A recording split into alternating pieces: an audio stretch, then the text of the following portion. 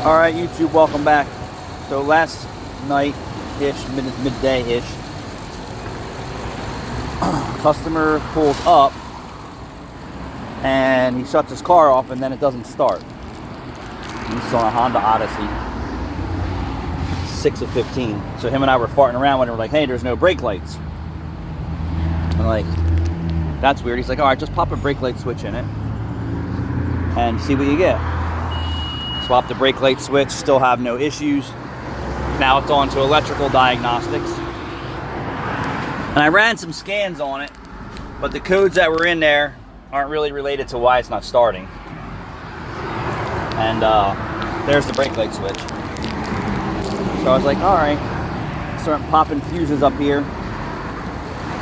I put a 20 amp in up here for horn and stop, and it blows my fuse instantly, which is weird. So now what I want to do is with the old fuse buddy, 20 amp fuse circuit, I had the hatch open. I'm just curious if it blows now with the hatch closed. No. Alright, so then next what I did was, could you imagine trying to diagnose cars with all this highway noise? It makes my job impossible.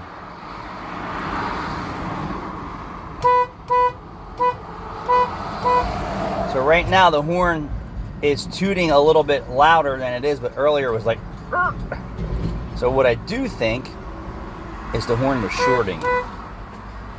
I can't confirm that, so let's shut the car off. And let's see if it blows a fuse now. No. So do I think I have it? No, I don't think I have it. All I could do is suspect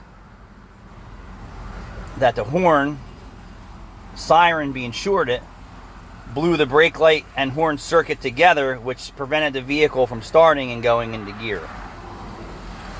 So, yeah. How about that? Customer pulled up to the lot, shut his car off, got out of it, tried to start it, and it wouldn't start. True story. Thanks for watching.